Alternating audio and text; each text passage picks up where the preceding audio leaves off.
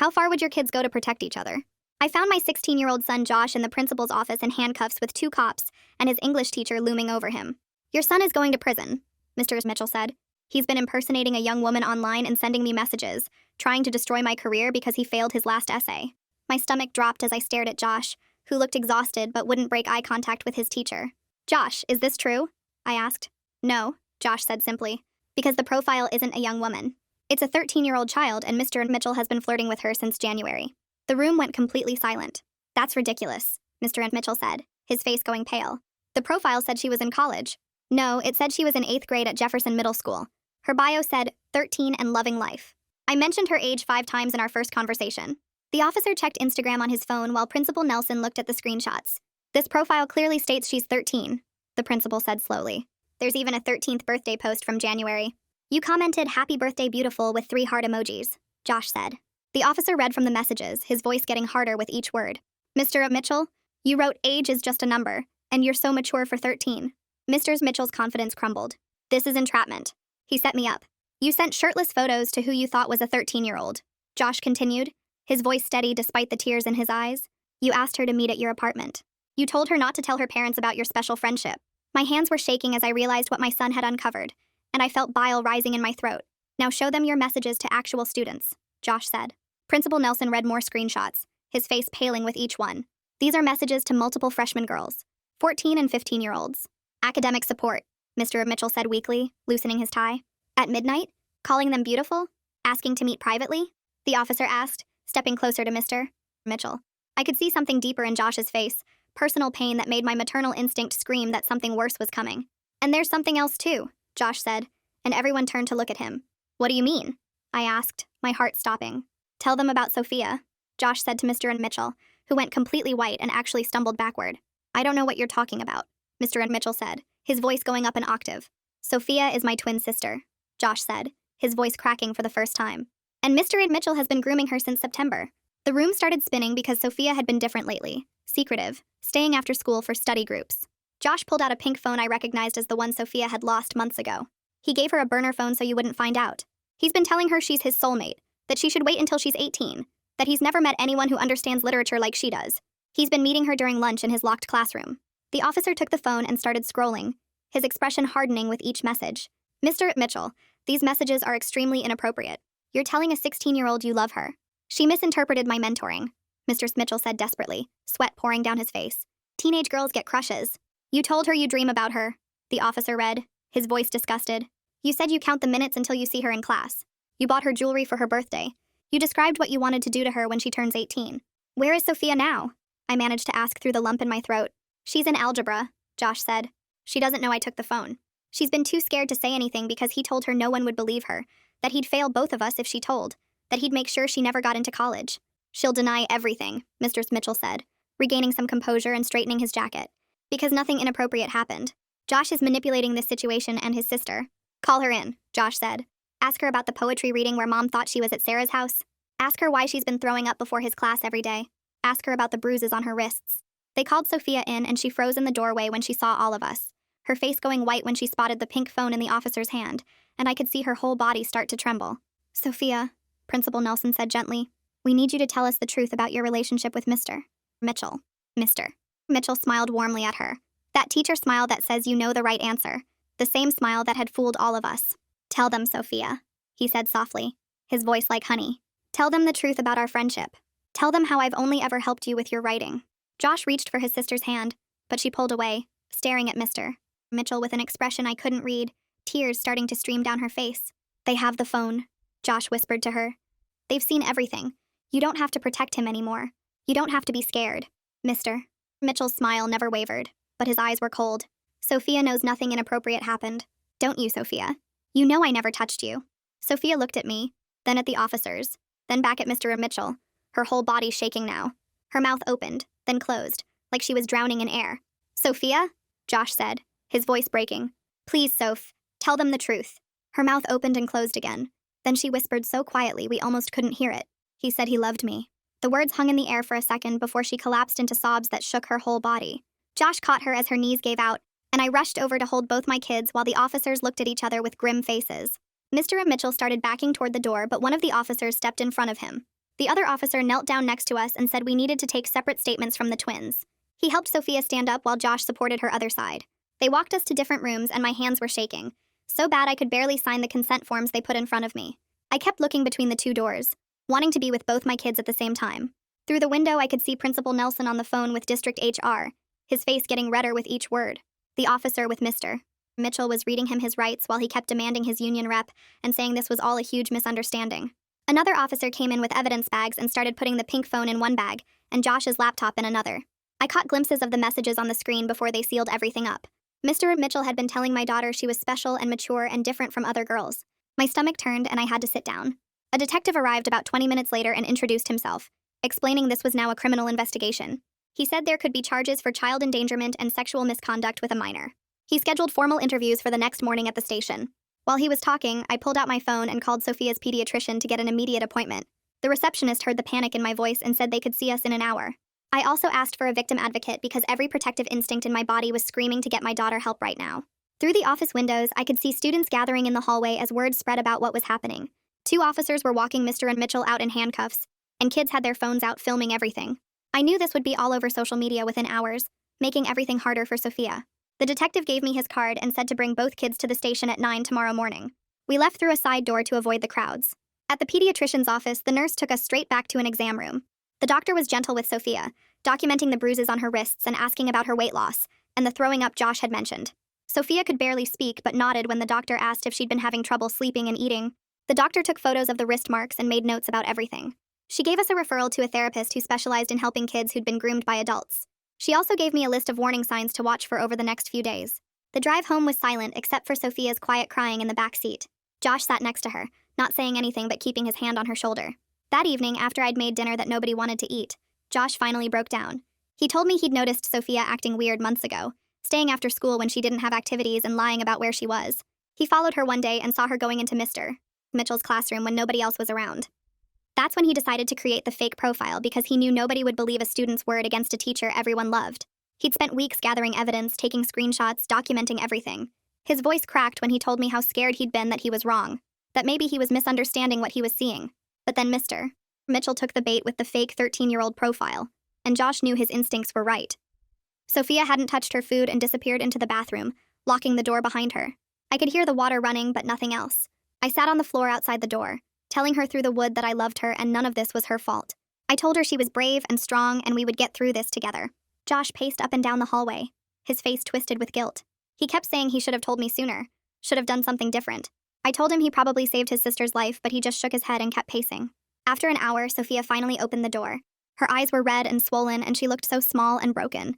She let me hug her, but her body was stiff like she couldn't really feel it. I tucked her into bed like she was 5 years old again, sitting on the edge of her mattress and stroking her hair until she finally fell asleep. My phone buzzed on the nightstand, and the detective's name lit up the screen at 11:30.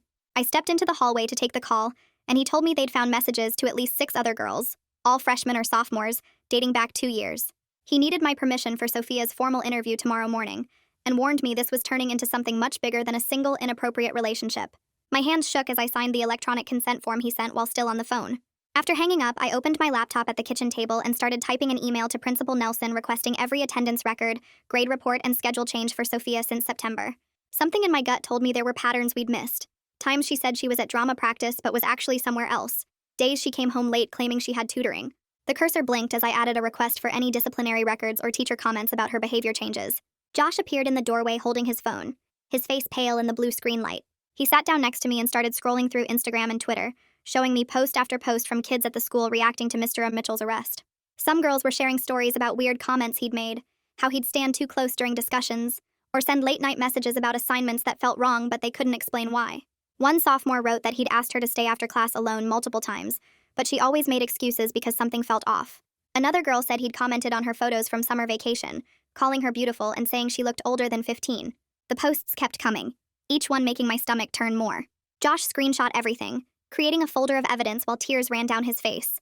I couldn't sleep after that, just lay in bed staring at the ceiling and thinking about all the signs I'd missed. Around 3 in the morning, I got up and went into Sophia's room where she was sleeping fitfully, tossing and turning with little whimpers. Her backpack was on the floor and I carefully unzipped it, looking through notebooks and folders for anything that might help the case. In her English binder, tucked between vocabulary worksheets, I found folded papers covered in handwriting I didn't recognize. The poems were about desire and longing, using words like forbidden fruit and counting days until freedom, and describing physical yearning in detail that made me sick. One poem talked about a girl turning 18 and finally being able to love freely. Another described secret meetings and stolen touches. The writing was sophisticated, adult, talking about her body in ways that made me run to the bathroom and throw up everything in my stomach. I sat on the bathroom floor shaking, those papers spread around me, realizing how deep this went. Morning came too fast and Sophia woke up screaming from a nightmare, thrashing in her sheets until I held her tight. She couldn't stop crying at breakfast, her whole body shaking when I put toast in front of her. The panic attack hit when I mentioned getting dressed for school, and she started hyperventilating, clutching her chest and gasping that she couldn't go back there, couldn't walk those halls, couldn't see his empty classroom. I called the school's attendance line and told them she'd be out indefinitely for medical reasons, while Josh rubbed her back and said he wasn't going either, that his sister needed him more than he needed calculus. The victim advocate called at 9 to confirm our appointment at the police station, and I helped Sophia into the car, her movements slow like she was underwater. At the station, they led us to a small room with soft chairs and tissues on every surface. Adriana Carney introduced herself gently, explaining she'd be there just to support Sophia through the interview.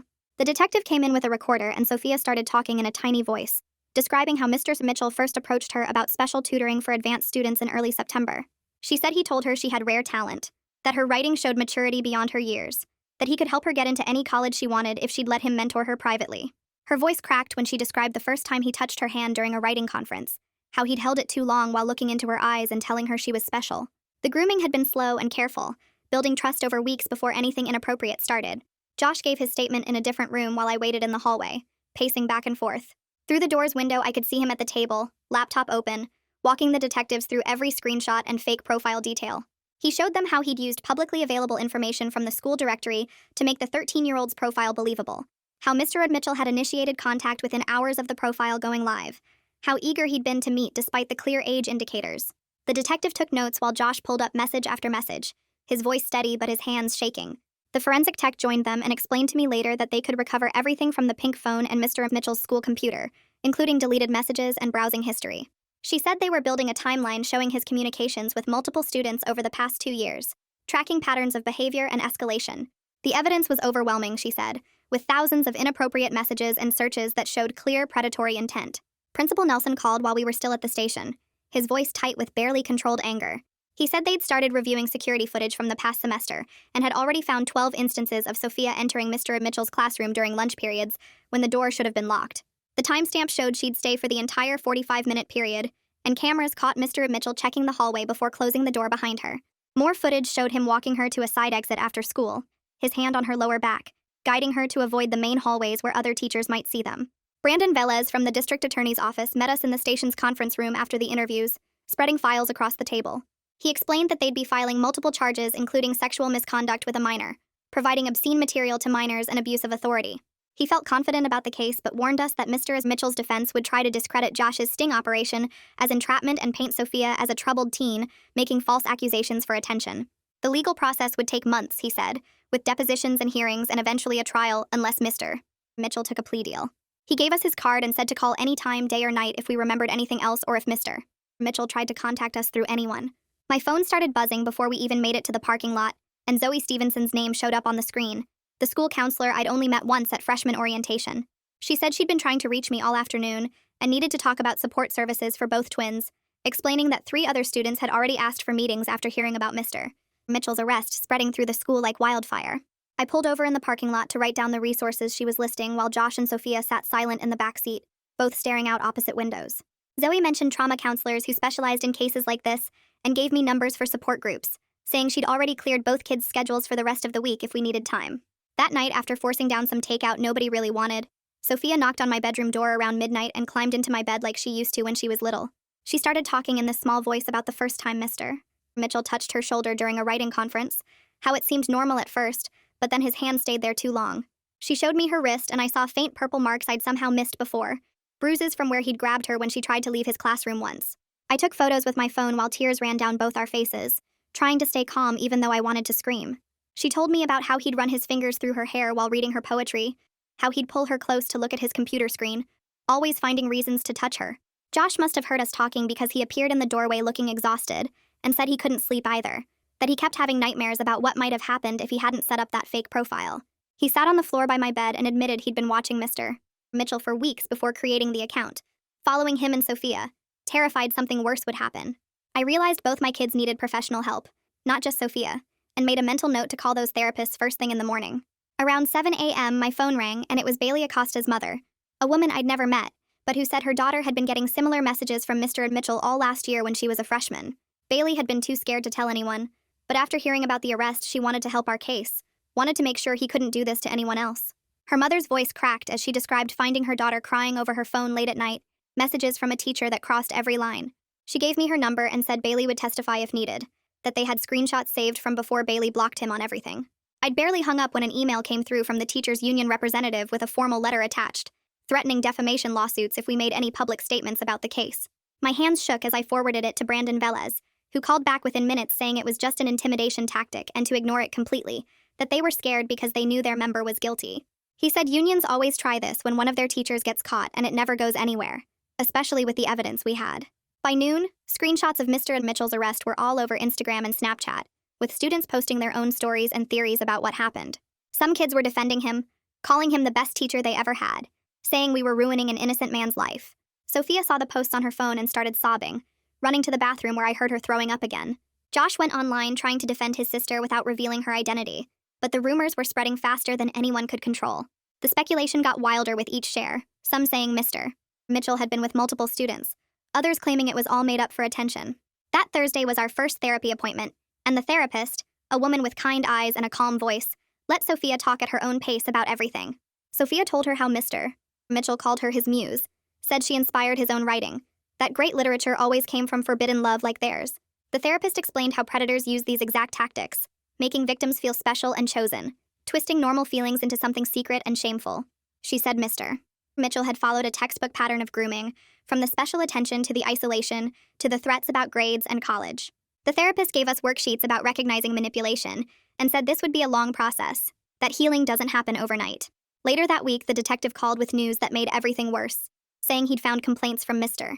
Mitchell's previous district that were never properly investigated.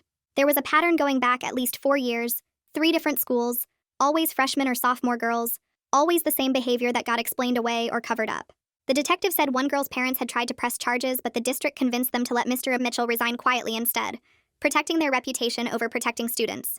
This information would help our case, but it made me sick knowing how many girls had suffered before someone finally stopped him. Monday morning, Principal Nelson called me into his office where Josh was already waiting, saying they had to hold a disciplinary hearing about the fake profile, even though Josh had exposed a predator.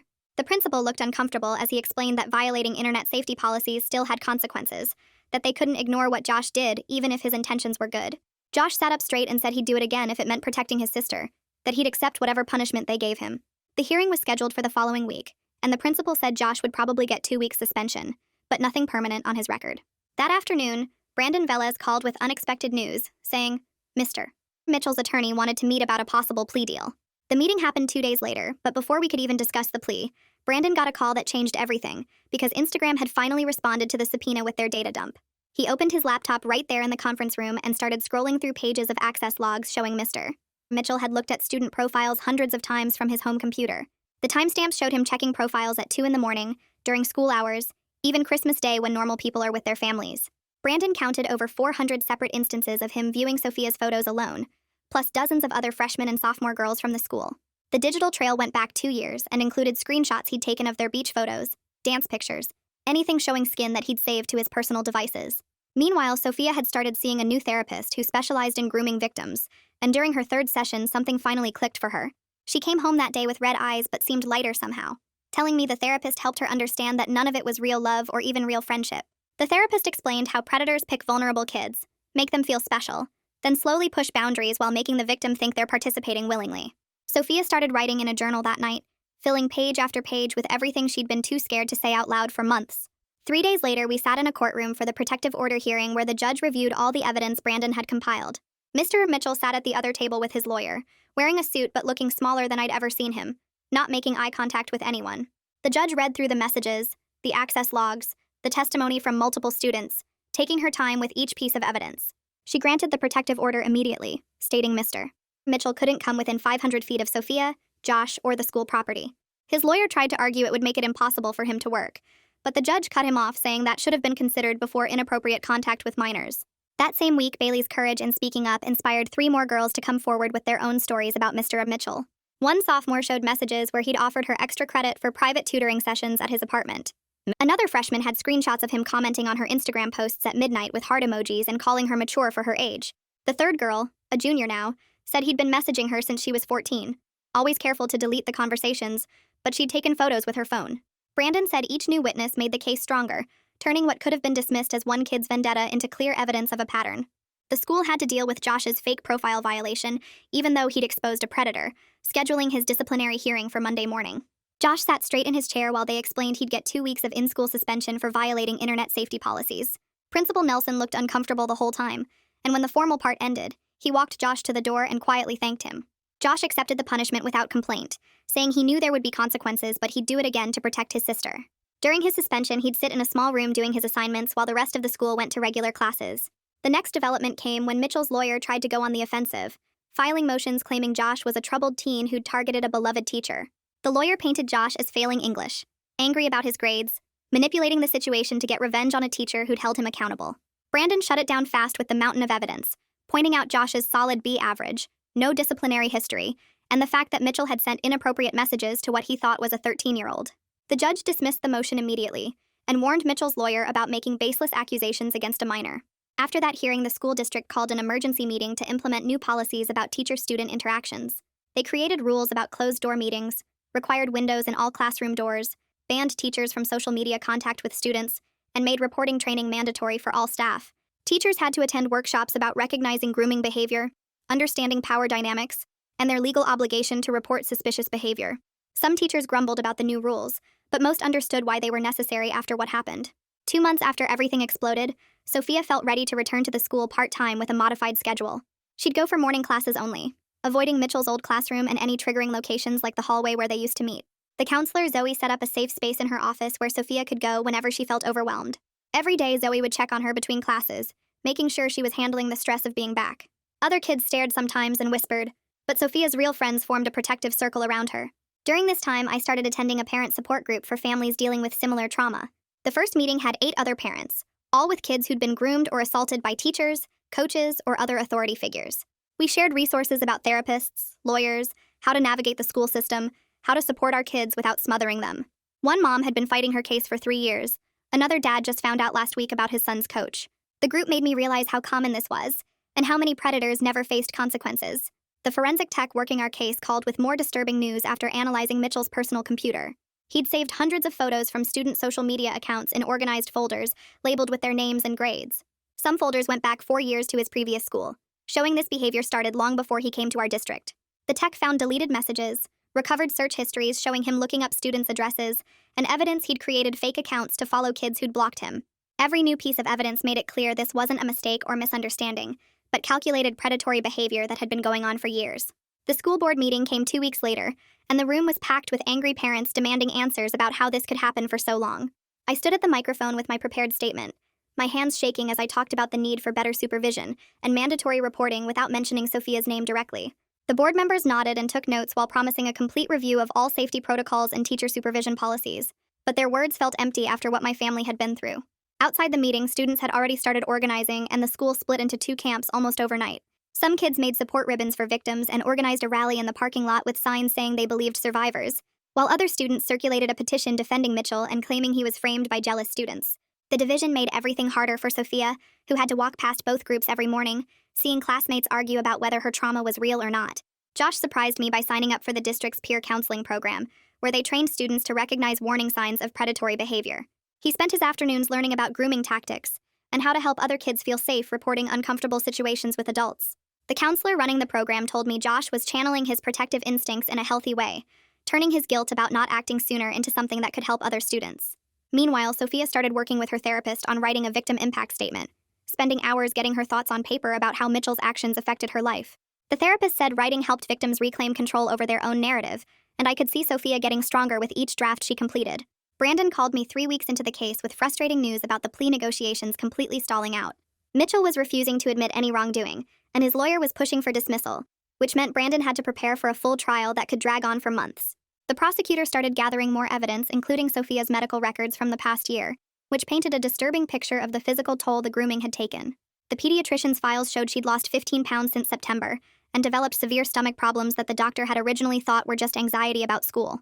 Her attendance records showed she'd been absent or left early from the school 23 times, always on days she had Mitchell's class, and the nurse had documented multiple visits for nausea and headaches. The therapist recommended that Josh and Sophia start attending joint sessions to work through their complicated sibling dynamic after everything that happened. Josh had been carrying guilt about not protecting his sister sooner, while Sophia felt ashamed that her brother had to expose her secret, and they needed professional help to rebuild their relationship. During their first session, Josh broke down crying and apologized for not acting faster, but Sophia told him she wasn't ready to talk about it yet.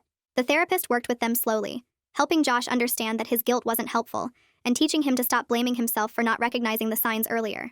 News about Mitchell's wife came through the gossip network at the school before it hit official channels. She'd filed for divorce and gotten a restraining order after learning about the additional victims who'd come forward, and she'd moved out of their house within days of his arrest. Even his own family couldn't deny the evidence anymore, and kids at the school said they'd seen her crying in the grocery store parking lot. The civil lawsuit negotiations with the school district started 6 weeks after Mitchell's arrest, with lawyers going back and forth about settlement amounts. The district wanted to avoid a public trial that would expose their failure to protect students, so they offered to settle out of court with money for the twins' therapy and college funds. Our lawyer pushed for more, arguing the district had ignored warning signs and failed to supervise Mitchell properly. And after weeks of negotiations, they agreed to a settlement that would cover years of therapy plus educational expenses. The criminal case dragged on for 3 months, with Mitchell's lawyer filing motion after motion trying to get evidence thrown out or charges reduced. Brandon kept us updated weekly, explaining each legal maneuver and preparing us for the possibility of going to trial if Mitchell wouldn't accept a deal. The other victims' families were getting frustrated too, with Bailey's mom calling me regularly to vent about how the system seemed designed to protect predators more than victims. Finally, after 3 months of legal battles and with mounting evidence from multiple victims, Mitchell's lawyer convinced him to accept a plea deal. He'd serve 5 years in prison, register as a sex offender for life, and never be allowed to teach or work with minors again. Brandon called me with the news on a Tuesday afternoon, and I sat in my car crying with relief that Sophia wouldn't have to testify in court. The plea deal meant admitting guilt to multiple counts of inappropriate conduct with minors, though Mitchell still refused to apologize or show any remorse for what he'd done. The sentencing hearing happened 2 weeks later at the county courthouse downtown, and I sat in the front row gripping Josh's hand while Sophia stood at the podium with her typed pages shaking in her hands. She started reading about how Mitchell stole her trust and made her feel dirty for things that weren't her fault, her voice cracking on every other word, but she kept going even when Mitchell's lawyer objected twice. Josh squeezed my hand harder when she described the nightmares and the way she couldn't eat for weeks, and I watched Mitchell sitting there in his orange jumpsuit looking bored like this was wasting his time. The judge let her finish every word, nodding as she explained how scared she'd been to tell anyone because Mitchell said he controlled her future, and when she finally sat down, the whole courtroom was silent except for Bailey's mom crying in the back row.